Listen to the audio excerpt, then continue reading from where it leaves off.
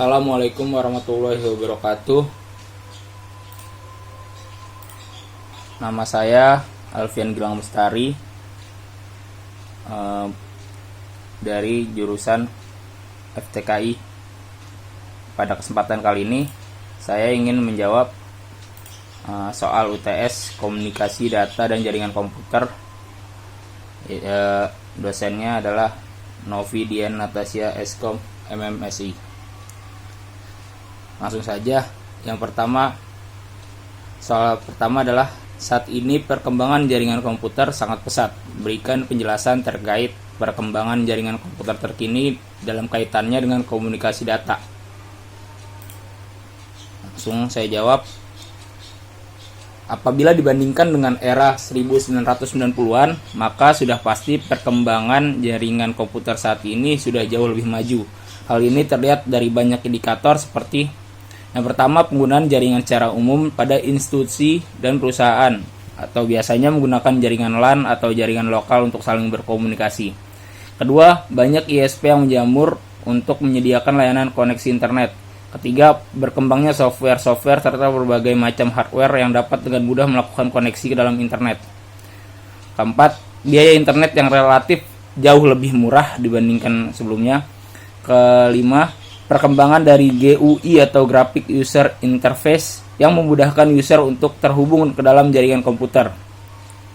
Keenam, biaya produksi komputer yang sudah tidak semahal pada masa awal-awal yang diciptakan. Ketujuh, dan yang terakhir tentu saja, jaringan komputer saat ini dapat memberikan banyak sekali manfaat terutama dalam hal komunikasi data. Dengan adanya jaringan komputer, berkomunikasi akan menjadi lebih mudah untuk terkoneksi satu sama lain dengan berbagai user di belahan dunia lain dengan sangat mudah.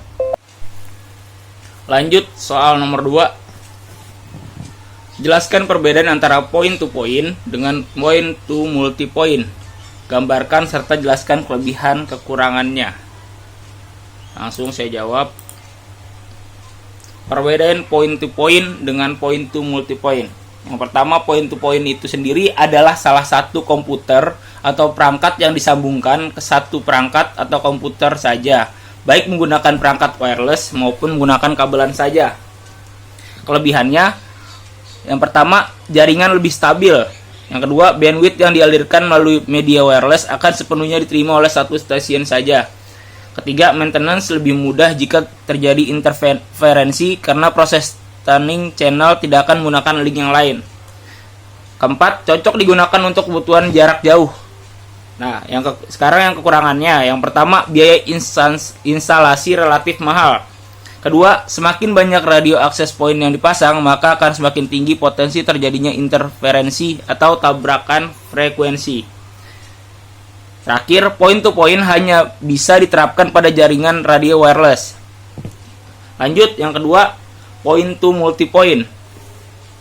Point to multi point sendiri adalah salah satu komputer atau perangkat yang dapat disambungkan ke banyak komputer atau perangkat, dan biasanya jaringan ini digunakan pada area hotspot ataupun pada warnet. Kelebihannya, yang pertama hemat biaya, kedua point to multi point bisa diimplementasikan pada jaringan WiFi untuk mengakomodir kebutuhan internet secara langsung ke device dan user. Kekurangannya, kurang cocok dipakai untuk kebutuhan jarak jauh. Yang kedua, susah maintenance jika terjadi interferensi. Tiga, throughput yang dihasilkan kurang maksimal karena satu akses point harus menangani banyak radio station sekaligus. Terakhir, bandwidth yang dialirkan akan terbagi-bagi tergantung banyaknya jumlah radio station yang terkoneksi. Lanjut ke soal nomor 3. Komunikasi antar komputer dari vendor yang berbeda adalah sangat sulit dilakukan karena mereka menggunakan protokol dan format data yang berbeda, sehingga International Organization for Standardization atau ISO membuat suatu arsitektur komunikasi yang dikenal sebagai Open System Interconnection atau OSI. Beri penjelasan lengkap terkait model OSI. Lanjut jawab.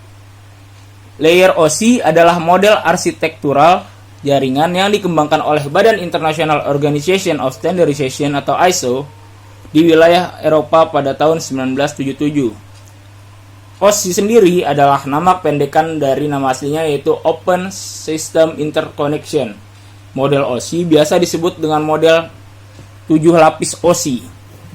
Model referensi OSI ini pertama kali ditujukan untuk sebagai basis mengembangkan protokol-protokol jaringan yang pada kenyataan inisiatif ini mengalami kegagalan. Kegagalan tersebut disebabkan oleh berbagai macam faktor sebagai berikut. Yang pertama, dibandingkan dengan model referensi DARPA atau model internet yang dikembangkan oleh IETF, model OSI sangat berdekatan. Model dari DARPA adalah model basis TCP atau IP yang populer digunakan.